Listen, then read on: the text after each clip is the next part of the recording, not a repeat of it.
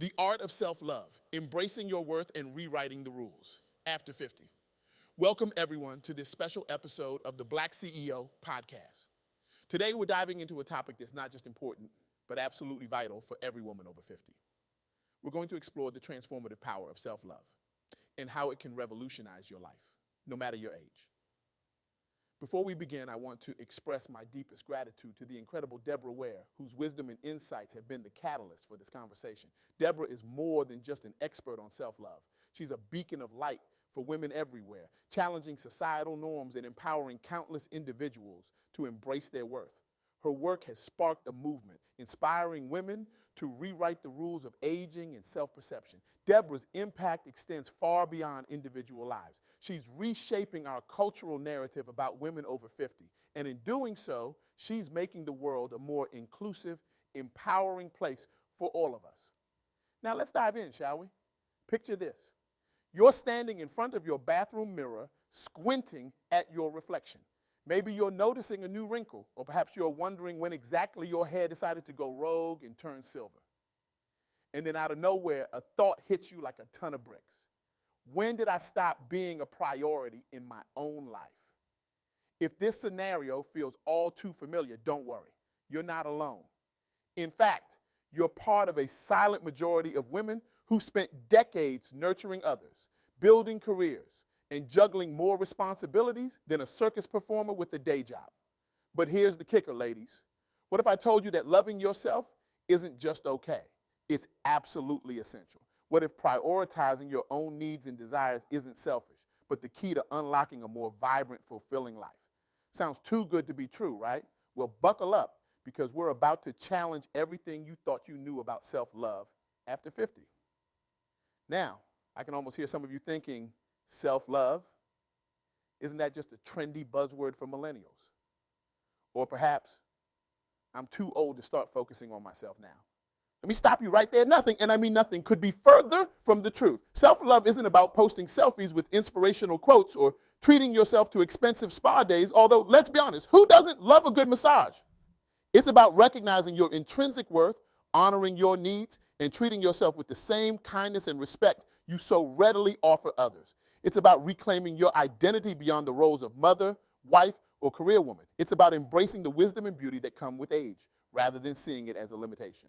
During my enlightening conversation with Deborah, 3 key messages stood out, and I'm excited to share them with you today. First, self-love is crucial for personal growth and well-being. Second, age is not a barrier to self-love. And third, practicing self-love leads to empowerment. Let's unpack these, shall we?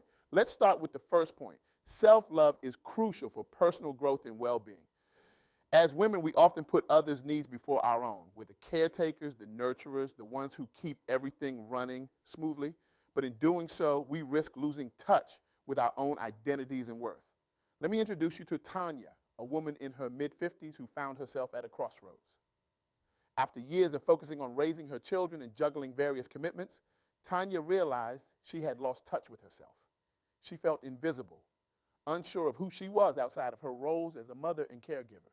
Does this resonate with any of you?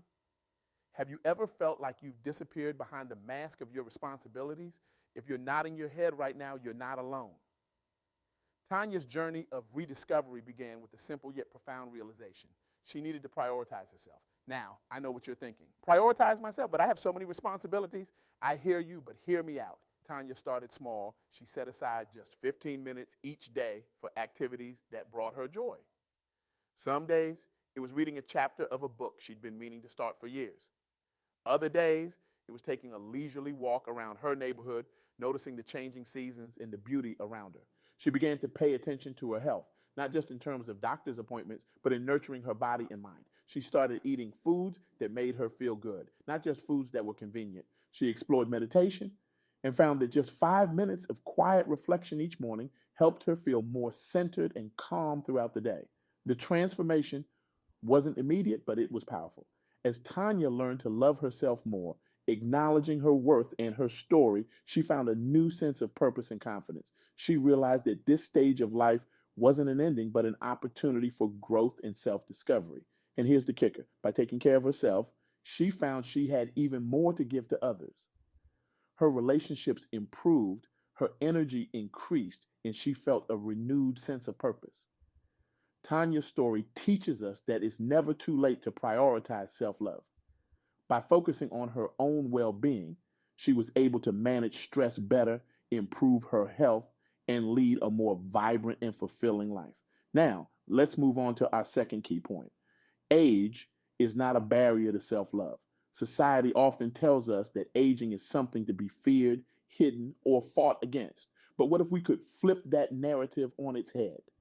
Let me share with you the story of Grace, an 85-year-old woman who serves as a powerful role model for living a vibrant and fulfilling life.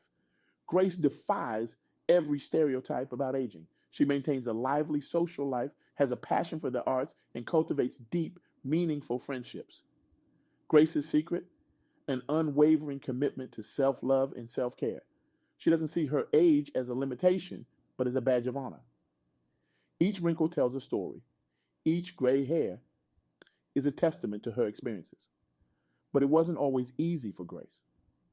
Like many women, she faced societal pressures and internalized beliefs that aging meant decline. She had to consciously challenge these notions, choosing instead to view aging as a positive journey of growth and discovery. Grace's daily routine is a testament to her commitment to self love. She starts each day with a cup of her favorite tea, savoring the quiet moments before the world wakes up.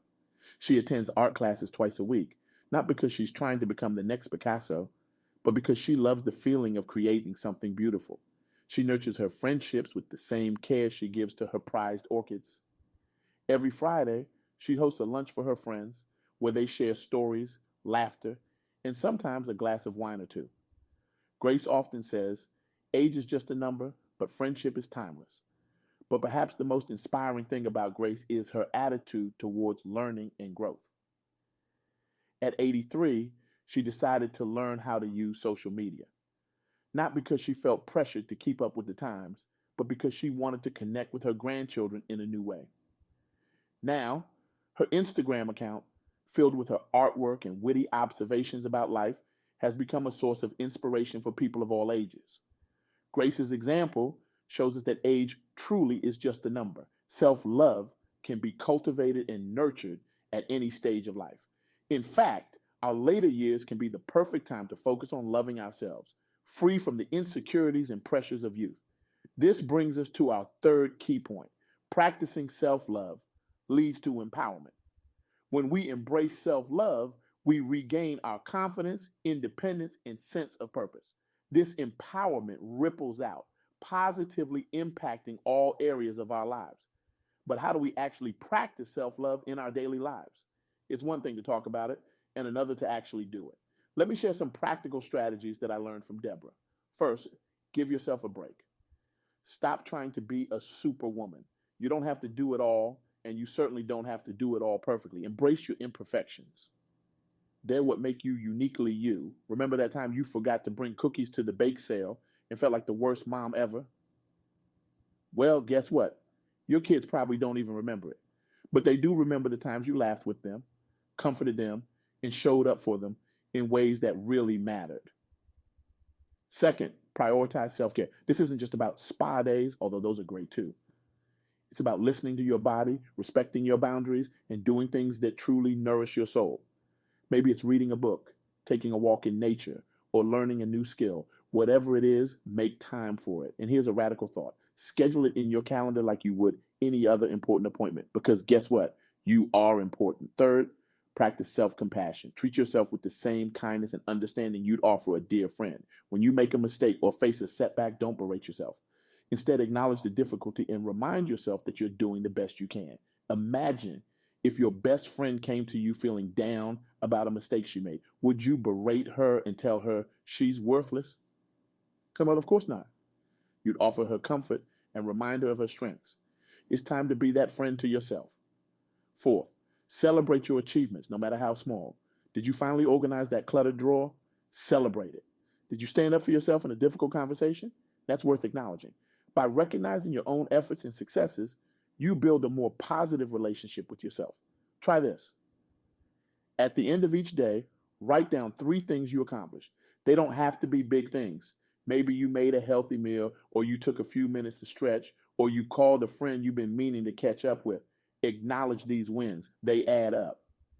Lastly, surround yourself with positivity. This includes both the people in your life and the media you consume. Seek out relationships that uplift and support you. Follow social media accounts that celebrate women over 50 rather than those that make you feel inadequate. And here's a challenge for you. For 1 week, pay attention to how you feel after interacting with different people or consuming different types of media. Do you feel energized and positive or drained and negative? Use this awareness to curate your environment and surround yourself with influences that nourish your soul. Now, I know what some of you might be thinking. This all sounds great, but I've spent my whole life putting others first. How do I suddenly start prioritizing myself? The key is to start small. You don't have to overhaul your entire life overnight. Begin with tiny acts of self love and build from there. Maybe it's setting aside 10 minutes each morning for quiet reflection, or perhaps it's treating yourself to a small indulgence once a week. It could be as simple as looking in the mirror each day and saying something kind to yourself. These small acts add up, gradually shifting your mindset and your relationship with yourself. Remember, self-love is not a destination. It's a journey. There will be ups and downs, moments of clarity and moments of doubt. But with each step, you're reclaiming your power, your joy, and your sense of self. Let me share a personal anecdote that Deborah shared with me. She told me about a client of hers, a 62-year-old woman named Margaret. Margaret had spent her entire life taking care of others, her children, her aging parents, her colleagues at work. She was the go-to person for everyone's problems, the shoulder to cry on, the one who always had a solution. But when Margaret's children moved out and her parents passed away, she found herself feeling lost and without purpose. She came to Deborah feeling depressed and anxious, unsure of who she was without her caretaker role. Deborah worked with Margaret to help her rediscover herself. They started small. Margaret began keeping a gratitude journal, writing down 3 things she was grateful for each day. At first, Margaret struggled to find things to write. But as the days went by, she began to notice more and more positive aspects of her life. Next, they worked on helping Margaret discover new interests. She had always loved art as a child, but had never pursued it. With Deborah's encouragement, Margaret signed up for a local painting class. The first few classes were challenging. Margaret felt out of her depth and was tempted to quit. But she persevered and soon found herself looking forward to the classes each week. As Margaret began to invest in herself and her own interests, something remarkable happened. Her relationships with her children improved. They saw her not just as mom, but as Margaret, a woman with her own passions and interests. Her friends remarked on her newfound energy and zest for life. 6 months after starting her journey of self-love, Margaret told Deborah, "For the first time in my life, I feel like I'm living for me. And surprisingly, I have so much more to give to others now." Margaret's story is a powerful reminder that it's never too late to start loving yourself. Her journey from feeling lost to rediscovering her passion and purpose is an inspiration to us all. As we wrap up, I want to leave you with a challenge. For the next week, I want you to do one small act of self-love each day. It can be anything, from taking a relaxing bath to saying no to an obligation that doesn't serve you.